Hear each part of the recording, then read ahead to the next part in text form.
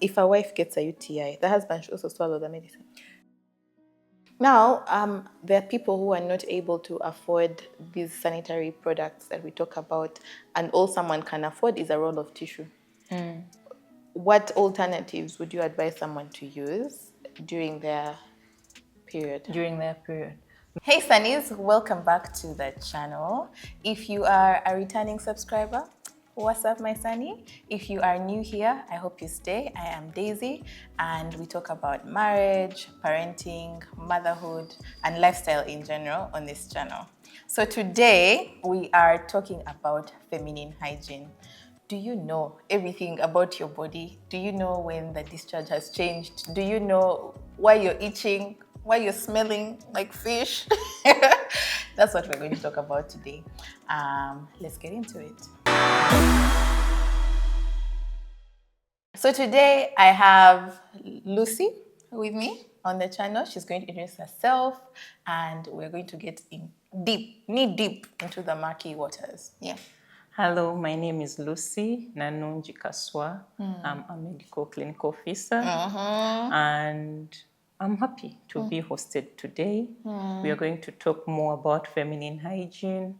We shall talk about postnatal health, menstrual health, vaginal hygiene, and the whole anatomy of the Everything vagina. to do with your vagina, your vulva. Let me first ask this one. This one is something that was said on so many bridal showers before I got married, and I think also on mine. They said, don't eat jackfruit after 3 p.m. Is it a myth or a fact? Okay, It's your smell. it is a fact. There are foods that reflect, they give off foods with certain odors. Yes, they give off odors. Things like fish, beans. Yes, so the vagina is acidic in nature. So these things play with the pH, and that's why their scents come off. Yes. Okay, anyway, I had to ask that one. Okay, so now tell us about the vagina, the anatomy, and then we'll dig deeper once people understand their bodies. Okay, so what's there to understand about the anatomy of the vagina? So as a woman, what we see in these diagrams, the vagina is inside. It is not what we see. What we see is the vulva, right? Yes, it's the vulva. So the vagina is a tube and it's collapsed like it's like a tube, together, but a tube that is like this. So it only opens when something is introduced. Yes, so during sexual intercourse and during childbirth, that's when it will open. Or even on a medical exam, it will open. So that's it with the anatomy. Then now the vulva. No, its nature is acidic. So we really have to maintain it that way. If the pH changes, that's when we get irritations. That's when, and that's when infections come. Then we come out to the vulva. The vulva is what we see. So I will use my hand. I'll be using my hand. Look at your hand. Yeah, so the vulva is what we see. The vulva has two labias, the labia majora and the minora. So the majora is what some tribes pull and all that. They pull the majora? Yes, if you've heard of that. Then the minora is really inside. Yes, it's pinkish in color. Yes. Okay.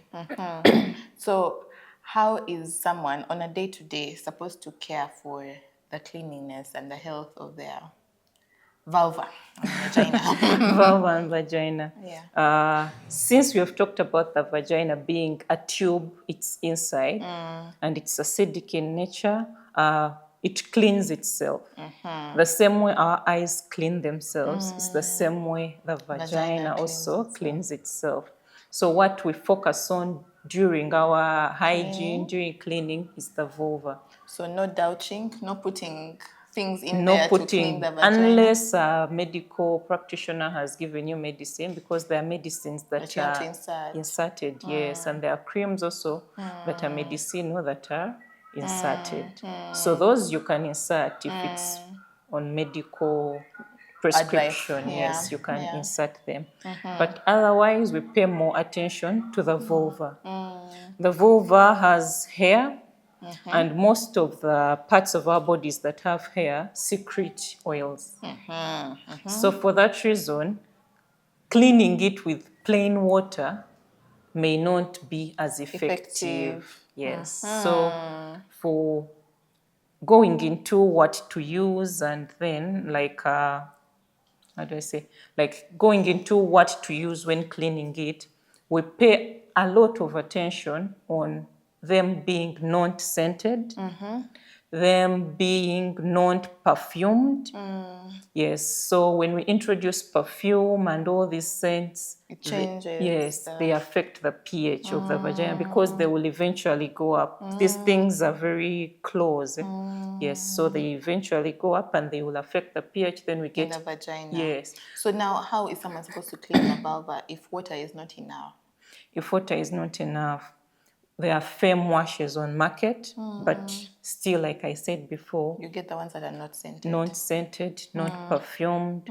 Then there are ingredients like parabens, Sulfites. yes, and xanthines, those names that we can't produce. There are those that are linked to being cancerous. Yes, so you really look out for them. But bare minimum, not scented and not perfumed. So if someone can't afford a firm wash, is there an alternative? You use still plain soap that's not scented. Like washing Make soap? White. The white white one, yes. Are you serious? The white one, if it's not scented. But even when using it, remember soap tends to dry out. And we do not want the vagina really dry. The vulva? The vulva really dry. So when you have used that soap, if you've not afforded the firm wash, you've used soap, make sure you apply some oil after because it's going to dry up On the place. outside. Yes, we are applying on the outside. We are not applying inside. We're using the outside. So you apply some oil to bring back the moisture. Yes. I know you're learning something because I am. Okay, so now that we know how to clean, how can someone tell that from their vaginal discharge, how can they tell that they probably have an infection or something is amiss? Like, so how do we tell like the different vaginal discharges? The discharges. Yeah. Okay, maybe to take us a little back on the cleaning. When cleaning, there are folds, like on the vulva. Like we said, there are two labias, the majora and the minora. So we use this part of the finger, not these. Not the nails. Not the nails. You don't be scratching, but we use the blade. Can I say like the blade or the body? So you go in and you clean. Yes, because in between these folds, at times the discharge itself can get stuck there, or the sweat and all that. Yes. So back to the discharges. The vagina has a scent. It is a subtle scent. A natural scent. Yes, it is natural and it's subtle.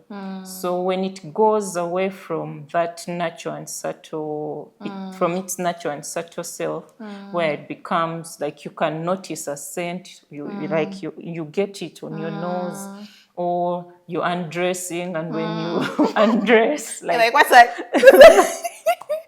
Yeah, so when you undress, you feel the scent. At times it may go to fishy, it may be just an offensive, like you're getting something from down there. Yes, so it may come off when the discharge is normal. So normal is white. It can range from white to clear to thick, but still white and with a consistency. You see like how you see plain yogurt? Yes, that consistency. So the moment it goes away from being white or clear to appearing like as if dead milk. Yes, so from something is dead in there. to like dead milk, it can go to some brown is normal, like brown after period is normal. Yes, so but if it persists, it may something wrong. Yes, so brown after period, brown after childbirth is normal. Okay. But brown on maybe in between your cycle is not normal. Yes, so The discharge can also go to green. It can also go to gray. So when you're removing your panty and you... Make sure you always check. Yes, Yeah. always take notice of the color of the discharge. If you wear panty liners, still again, you take Always note check. of the color of the discharge. Still on discharges, at times it's normal. Can I say like the amount could be normal. But in times of pregnancy, it increases. Yeah, Yes. yeah. So if it increases on a normal day, you're not Cycle. pregnant, but on your normal cycle, and it's not on ovulation, because also on ovulation it can tend to increase. So if it has increased on a normal cycle, still you can look out for it. You're like, like let that be like a red flag. Yes. Before we even go any further, what is the correct way to wipe? Oh, the correct way to wipe. Like after you've peed. We are going back still to the anatomy. When we look at the female genitalia, there are two holes. There's the urethra where we pee from, and the vagina where we get our menses, and also like childbirth and sexual intercourse. Then when we continue, there's a short distance, then there's the anus. So as a woman, this distance is really short. And they are, like medically, you call them normal flora. They are good bacteria that can easily, like they live normally in the anus with the digestive system. They support the digestive system. But when we bring them to the vagina, they will cause UTIs. So for that reason, when you go for a short call, when you go for a long call, we wipe from front to back. Even when you're wiping your baby girls, front to back. Front to back. So that we don't transfer anything into the where it's not vagina. supposed to be. Yes. Okay. So you mentioned that the vulva area has hair. Of course, when you get to a certain point, adolescence. So how are we supposed to tend to that hair? Do we shave? Do we wax? Do we use those creams that take off hair? What are the other options? Laser? So, Okay, so vaginal hair is good. It has purpose. Why is it even there? Is there like a biological reason why it's there? The reason it's there for friction, to reduce friction between the skin of the, because this place is delicate. So to reduce its friction with the clothes that we wear, the panties that we wear. Okay. So that's why it's not advisable even when like shaving at times to remove everything. Really? But we like clean. We like it clean. True, so true. So when it comes to removing it, shaving, waxing, what options, what should I go with? The reason why we reduce the hair is overgrowth of this hair can harbor bacteria. You won't be able to clean properly. It will keep excess moisture, and we want this place as dry as possible. As much as it's moist, we do not want excess. Too moist. We don't want it too moist. If it's too moist, there will be a bacterial overgrowth. Have a chance to grow. And then we get UTIs and these recurring infections. So we shall go. I will say it's a choice. The options are many, but it's a choice. So if you've chosen to shave, how do you shave? If you're choosing shaving and you're over getting bumps, what other options are there? So on shaving, when you're preparing to shave, ensure the place is moist. So you can shave, can I say like after a bath or a few minutes into your bath.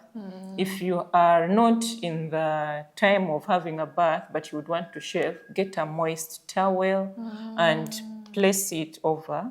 Then so don't shave a dry area. Yes, don't shave a dry area. You can also use shaving cream. Yes. So there are no dangers. I always think like cancer, what? Still, you draw back to the ingredients because you may be wanting to use a shaving cream and you do not prefer the water. So you go back to the ingredients and you take note, educate yourself on the ingredients in the product that you're choosing to use. Educate yourself. Yes. So After applying it, you take note of the pattern of your hair growth. If your hair is going downwards, you get a sharp blade. Sharp, not one that you've used over and over. Like, because if it's not sharp, you'll have to use excess pressure on your own skin. You can cut yourself. Then that pressure will damage the skin, and like you get redness and the bumps. Yes. So you get the pattern of where the hair is growing, then you follow that direction. Yes, you follow that direction. Not against it, but with, right? There's a controversy on that. If you have really sensitive skin, it's advisable that you go with the flow. Yes, to avoid those ingrown hairs. But some people advise that you can still go even against it. But if you're choosing, like on the session that you're shaving, don't be there in between changing. You're going either one with the flow and against the flow. So you decide on what you're going to use at the start. Yes, then you go with it. When you're done with the shaving, you use some water to wash. Then after you part, you do not, because yes, when you've used this razor, it has done some damage to the skin, though it's not severe damage. So you pat it dry, then you apply some oil. Yes. What sort of oils are advisable? The natural oils. Like there's coconut oil, there's olive oil, castor oil. Yes, in its natural form, not with perfume and not scented and all. Yes. Okay, so now let's go to period hygiene. First of all, we have sanitary towels that are scented. Do you advise that we use them?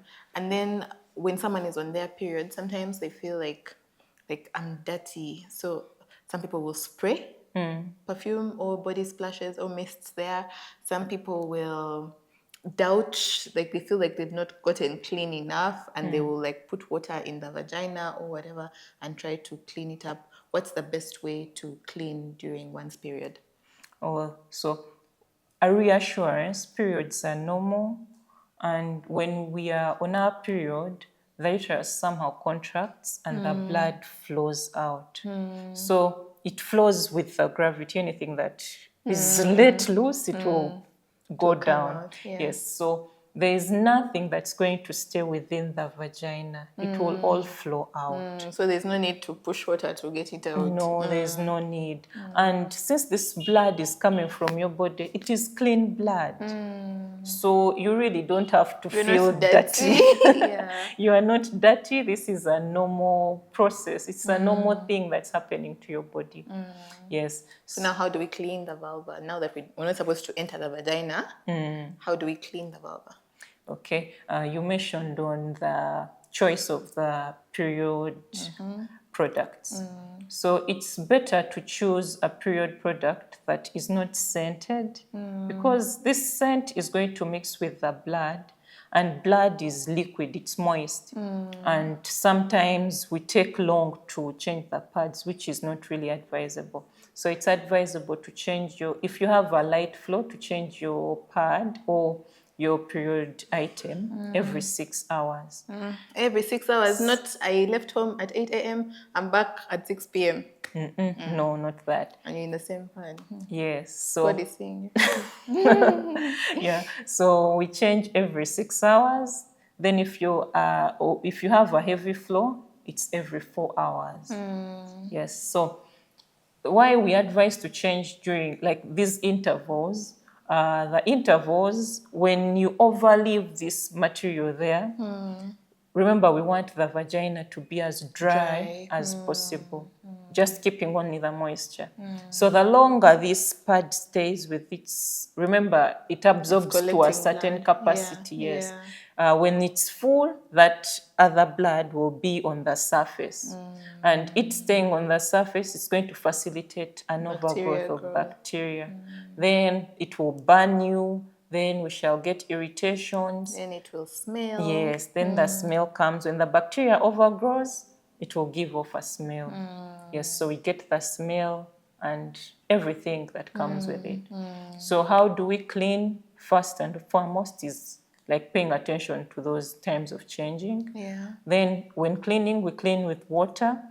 If you have a non-scented fem wash, you Use apply it and you use it, but still paying attention to the folds within the vulva. Yeah, and Yes. not to enter the We vagina. are not entering inside Yeah. because it's self-cleaning. Yeah. Yes. Okay. And then for outfits, do you wear tight jeans? Sometimes you get like a panty and you want it to hold you for Yeah, so we get the fear that I might leak. So you want to hold yourself together in one place. But we want that place to still breathe. Even, free. yes. Yeah. Yeah, so we want the vagina to still breathe even when you're in your period. So it's advisable to wear light clothing. If you're a person that plans your outfits, let this be the time where you plan some skirts. Yes, they can hold you properly up, but down you're still breathing. Air is going in. The air Free is- flow. Yes, so the air is still flowing properly. You're not going to get those bad signs. Then it's also advisable to wear breathable underwear.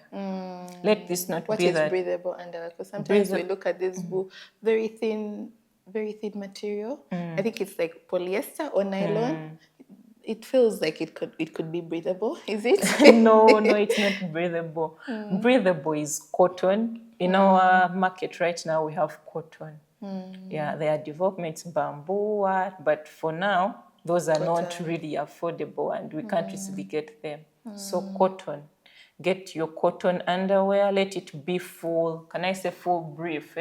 When it covers Covers you, your entire bum. it covers you properly and it can hold you well. It can hold the pad properly. But if you're choosing to still use other period care items like cups, tampons, still let it be material that can fully cover the vaginal area because you really don't want it to be there pulling the panty out, yet like there's already another item in there. So let's focus on choosing a material of a panty that's breathable and comfortable. Yeah. Yes. So even for people who choose to use, say, the tampons, the period cups, what other options are there? I think that's it. The ones that are inserted. The care is the same for them, right? Yes. And how long should they be there, especially for the tampon that fills up? Yes, for the tampon that fills up, still heavy period 4 hours. Light 6 hours. You change. That's it on that. Okay. So now you are pregnant. You're seeing your vagina is changing, like the discharge is changing. It's a lot. How do we care for it?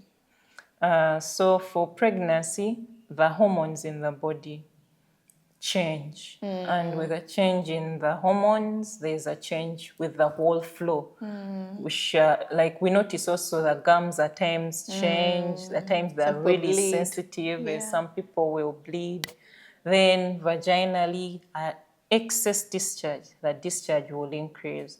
So first, it's a reassurance that it's a normal process. It's normal. It is really normal, unless it has come with irritation, and there's itching.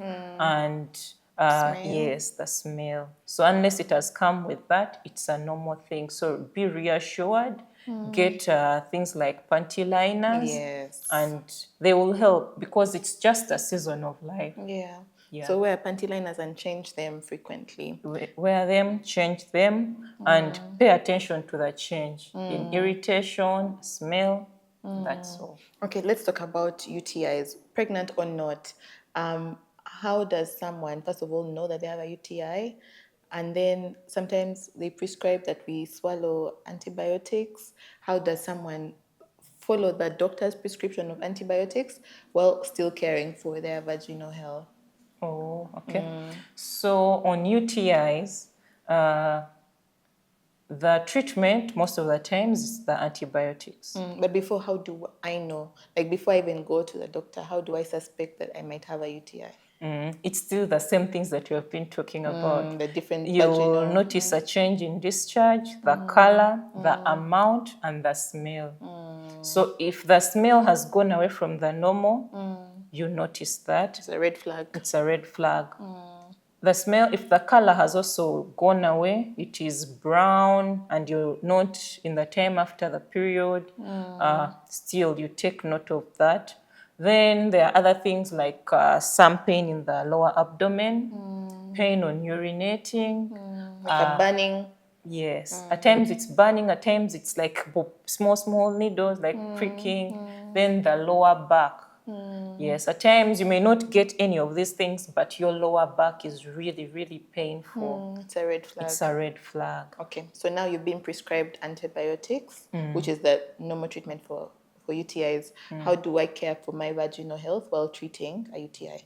So while treating a UTI, you will, most of the times, if the infection has gone up, at times also these organisms that have caused it, they will be still in the panties that we wear. Yes. So you're there treating, you're wearing the same panties. You're wearing the same panties. So change up the panties. Like throw them out. If you don't have the money to switch the whole thing, soak them. You can soak them in Omo. Then you can add a disinfectant jig if they are white, but you soak them and hang them under the sun. The sun is the best disinfectant that we have. Yeah. So if you're afraid of neighbors seeing your panties, you can find a thingy like near a window where you can place them. Then you can iron. But even after ironing, you let them aerate. You let them breathe, because you can iron and immediately fold them and keep them away, and still those bacteria will come back. But when you iron, you let them breathe. Okay. So isn't this like also like normal care for your panties, whether or not you have a UTI? It is. It is. Take precautions. Yes, it is. But then also after the antibiotic treatment, the antibacterials that we take do not know which is the normal bacteria in the body, which is the bad. Yes. It kills everything. So it will wipe away everything, even the normal bacteria that facilitate the good environment of the vagina. So after a bacterial treatment, take foods that will support your vaginal health. So take some citrus fruits, since the vagina is acidic. Also, these citrus fruits will help to oranges. Yes, oranges, pineapples, tangerine. Yes. So they help with the replacing the acidity of the area. The acidity of the vagina. You can call it like conditioning. They will condition the vagina. So even on like normal routine as a woman, you should eat some of those. If you've not eaten those, you can also take some yogurt. Yogurt has probiotics. Any yogurt? It can be plain yogurt. It can be That's gross. it can be flavored. It can be probiotic. So as long as it doesn't matter. Yogurt. Yes, you're taking in some yogurt. Those probiotics will help to still replace the biome of the vagina. Before we go any further, I want us to bust some myths. Some people say that we get UTIs from toilets. Like you go to a public toilet, you pee, you might get a UTI. Is that the truth? That cannot be the truth, but that can expose you to infection. To an infection. Not necessarily UTI. Yes, not necessarily UTI. So the thing with public toilets, they're not being cared for the way you care for your toilet at home. You disinfect your toilet. That's if you care for your toilet. So you disinfect your toilet, you wipe it, you keep it dry, and you treat yourself when you get the UTIs. And even after urinating, you flush, which may not be the same case with the public toilets. So public toilets, anyone urinates, whether with a UTI or not. So now if someone has peed in that toilet and they have a UTI and you're using the bathroom and maybe you get splashback, you can get the UTI, right? You can, there's possibility of you getting if you have not gone, like, you know, when you come from town or you've used those, like the public toilet, still when you go home, it depends also on the care you've given or the way you've cleaned yourself after. So you've finished using it. If you have some water, which is not really, unless for the Muslim friends, but Some people use wipes. Some people use tissue. So even if you've gone to the public toilet, the way you clean yourself after. You may find the bacteria has just splashed like on the vulva. Yes, has and not you yet- can wipe it Yeah, away. yeah. Yes. Okay. On that note, this video has been sponsored by Luscious Essentials. They make this pre-poo spray, which you can just like when you use it. This should be something that you have in your bag. When you're using a public toilet, all you have to do is spray 2-3 times in the toilet bowl, and it helps create some sort of film to avoid that splashback, and it will help you reduce infections when you're using public toilets. And you can also use it in your home when your guests come over. Sometimes your guests are fishy. Yeah, so you can have this in your bathroom. So this is the bigger size, which goes for 30,000, and there's a smaller one, which is perfect for your bag, which goes for just 15,000. I will share the details on how you can get this. So maybe something to add on moving with your own disinfectant, and you are talking about public toilets. It's really advisable, because in this case, you're going to kill off the germs that maybe these other people have had. left. Yes, they have left. So moving with one is really beneficial to you as an individual. But what can I do not to get a UTI if I'm using a public Yes, toilet? please. Do not over squat on that place. But even before you say squat, some people sit. No. even sitting itself, you do Yeah. not know what these people that have used They it might even have carry. skin. Yes, so do not get in close proximity with this surface. Yes. And then, like, after urinating, we have talked about cleaning. Clean yourself, because you may be blaming the toilet, yet you're wiping from back to front. True. And you're using tissue paper that flakes. You know, there's that quality of toilet paper that gives off flakes. Yes. So pay attention to the type of tissue that you're using. Let it be one that's not going to give off flakes. And when you clean, you're sure there's nothing that has been left there. Yes. Amazing. So now you've been pregnant, you've given birth. Sometimes you've given birth vaginally. Sometimes you've given birth by C-section, but you've given birth. How do we care for that area? First, address the ones who give birth vaginally, and then C-section. Okay, so if you've given birth vaginally and you have stitches, still I'll first reassure you, you're going to bleed, and it's normal. There's going to be that bleeding. That bleeding is normal because your uterus has carried a child that has now come off. So it's also shedding off that excess where the skin. placenta was. Yes, where the placenta was, and there's still like there's, can I say, like a wound. So the uterus is going to heal. And it will go back in its place. Okay. Yes, so reassurance done, the bleeding will occur. But it should be a bleeding that's, can I say, like your period. Yes, so clots may be there for the first, within 48 hours. If the clots continue, please talk to your healthcare provider and inform them about it. Because if you overbleed, it's bad for you as a mother. Sign. Yes, it's a danger sign. And it will also affect like your breast milk. It will affect your mental health. So inform your healthcare provider if the clots continue beyond the 48 hours. Okay. So 48 hours done, the bleeding may continue, or like we expect it to continue for up to at most 12 weeks. Okay. So past 12 weeks, you inform your healthcare months. provider, yes. But normally, it's up to 6 weeks. Okay. Yes, 4 to 6 weeks. Okay. Yeah, though there are cases that may go to 12 weeks. So how do we care for this place? This place is a wound if you've gotten stitches.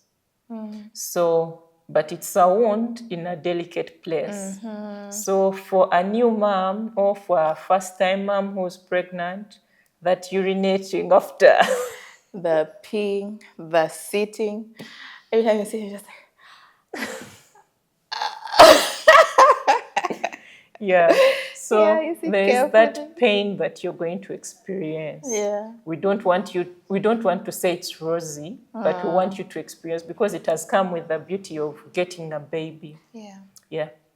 So there's going to be that pain on urinating. The urine will burn a little, like. That's just the first time, right? Yeah. But after that, It will clear out. So how do you care for this wound that we have stitched up? First, as you go for number 2, have some, can I say, like a cloth or a hanky or a towel that's dry, and place it on this place that has gotten stitches as you pass your number 2, because we do not want a lot of pressure. It may help, like it may make the stitches to gape or to get loose. Yes, so apply that pressure. Then after you've done your number 2, get some water. If possible, if you have a spray bottle or if you have those spray things, those peri bottles. yes, use those. But if you can't afford to get one, pat. We do not really want you to wipe through the stitches, because now if you're wiping, it's painful. You may also transfer some things from back then into the stitches, and that may cause infections. So we want you to pat if you've not really used a peri bottle. But if you have a peri bottle or if you have a spray bottle, we would really advise you use that for the start. Then as they go healing, you can go ahead and you use the tissue. But then also, after using the peri bottle, pat that place dry. Don't leave it so moist. Yes, so like we have talked on bleeding, still as you're bleeding, change your items that you're choosing to use. You may be using the gauze or the maternity pads, or you're using the diapers. Change them often, because now there is a wound and you're keeping it moist, and you will take long to heal. Yeah. Yeah. Another thing on the postnatal care, please take the medication that you're given from the hospital. Those iron tablets, take them, because you've lost blood and we want you to get back the blood. So take the iron tablets, take the painkillers that have been given, take the antibiotics that have been given. So again, on the painkillers, if you have, let me say, the ones that were prescribed to you are done, do not self-prescribe. Talk to your healthcare providers, because there are some that will affect your breast milk production. And like when you self-prescribe, you may not know where the milk is going. I think that's a really sad thing with us. I don't want to generalize, but we normally self-prescribe. Like, hi Lucy, for you, what did you use? My medicines are done. Hey, send me a picture. You go and buy. True. But you don't know that you're causing yourself. You don't know why Lucy was prescribed those medicines. Because what may work for you may not work for me. Or I may have a condition that you do don't know not about. have.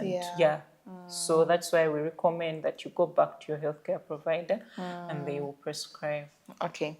Now, when you have a baby girl, how are you supposed to clean her? From newborn to now a toddler, what's the correct way to clean a child?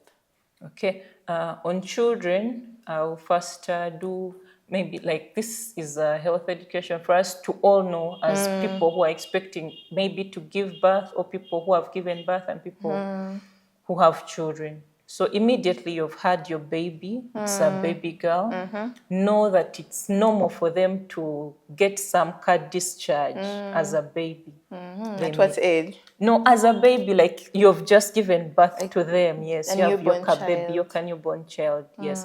So there are cases where you may see, like, your baby has a cut discharge. It's normal, because it's coming from the maternal hormones that you've been having as a pregnant woman. So they may have that cut discharge. Then another thing also that should not alarm us, when you look at their genitalia, it may look a bit off. It may look swollen, it may look weird. It's normal. As they breastfeed and they get some flesh, it will cover up. Then there's something also to look out for in your baby. When you've given birth, it's a girl, look out for 2 holes. The baby should have 2 holes, the urethra and the vagina. And you then you gently place fingers on the vagina to see if it opens, because there are cases where women have children and the vagina is not open. Whoa. Yes. And you never get to know And you until never maybe get, adolescence? yes, because we urinate from the urethra, and through childhood, the vagina is barely useful. Yeah. So how to care for them as a mother of a child, a baby, wipe still. Mother and father. Okay. Yeah. Mother, father, caretakers. Yes. Yes. Wipe the baby from front to back. Then get wipes that are not scented. Still and still again, not scented. Then if you're using powder, it's not really advisable on girls. Yeah, please don't. Don't use powder on the girl.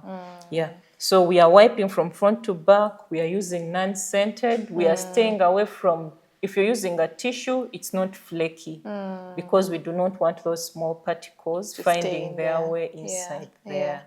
Yeah. Okay. Now, there are people who are not able to afford these sanitary products that we talk about, and all someone can afford is a roll of tissue. What alternatives would you advise someone to use during their period? During their period. They are reusable pads. So if you've gotten still your reusable pads, we advise that you get about 3 that you can manage to change in between. 3 is the minimum. If you can get more than that, it's Better. really better. Yeah. So you have them, wash them, and let them dry In the sun. in the sun. Yes, let them dry in the sun. Wear them dry. Do not have it on when it's damp or yeah. So we really advise that they are dried under the sun. But also, if you're choosing to use cotton, have it dressed with some gauze around it, because cotton flakes and those particles will go up. So if you've not gotten the reusable pad, you're going to use cotton, buy a gauze alongside it. Yeah. So that you wrap some gauze around it and you're using that. Or if you can't really afford all those, and what you can afford maybe is a cloth, let it be a cotton cloth. Let it be like look out for those cotton t-shirts. Like t-shirts. Yes, and use that. Sex during our periods. Is it advisable? Should we do it? Stay away from it? Like, is it healthy medically? So medically, we advise couples to have sex during period for women with short cycles. Why? What do I mean by short cycles? There are women who will ovulate when they're still on their period. Oh. Yeah, so a person with a cycle of about 14 days. So that means ovulation comes after 14 days. That means by the time their next cycle comes, They've they'll already be ovulated. yes, Yeah. they'll be ovulating when they're like when the bleeding is happening. So we advise those couples to have sex when they are seeking to conceive. So they can have sex on their period. Yes, they can have sex on their period in that case. But other than that, for hygiene reasons, personal reasons, because sperms affect the pH of the vagina. Maybe it's something we have not talked about, but vaginal health after sexual intercourse. Let's talk about that. Yes. Let's talk about So- that. So when the sperms are inside semen. Semen is alkaline in pH, and our vagina is acidic. Yes. Yeah. So when semen has been released into the vagina, the longer it stays there, the longer it's going to affect the pH. The pH. But like as we know gravity, some will go up, some will flow down. So that which flows down, we should not give it a lot of time to linger around the vulva because it's going to bring irritation and we'll get itching and we start scratching. So after sexual intercourse, you'd advise that people wash. To wash with water, not to wipe, not to Sleep. not to sleep. Run, wash. Pee. Yes. Pee. So we advise peeing because when you pee, the urine will help to wash remove. down and remove. Yes. Okay. So now there are some people, you've treated your UTI, You've finished the antibiotics religiously, followed 2 times 3. You're keeping the times. But the next month, you find that you have another UTI or even candida, like those infections that people get. How would you advise them? How would I advise them? At times, it's a journey that we should not shy away. We should try as much as possible not to shy away from seeking medical help when we have vaginal infections or issues to do with our vaginal health. Gynecologists are not just for pregnancy. Yes. Please. Yes. So if something is recurring, you go and you seek medical attention. It's a public health problem that there is resistance of people to certain antibacterial treatments or other antimicrobial treatments. Yeah. So at times it's an issue of resistance. So when you go back to seek medical attention, your healthcare provider may be a culture and sensitivity. They will do that, and you may get a treatment that's working for you. Yeah. But otherwise also, let's pay attention to the hygiene at home. You may not be cleaning the toilet properly, and when you go back, it gives you the infections. You're not washing your panties the way you told us. Yeah. Get You're not infections. treating your partner, and when you go back to have sexual intercourse. If a wife gets a UTI, the husband should also swallow the medicine. It's preferably advised that you go with your spouse. And if you're doing a urinalysis, they also He do also a urinalysis. If they are screened and the person is clear, they may not really need to take the antibiotic.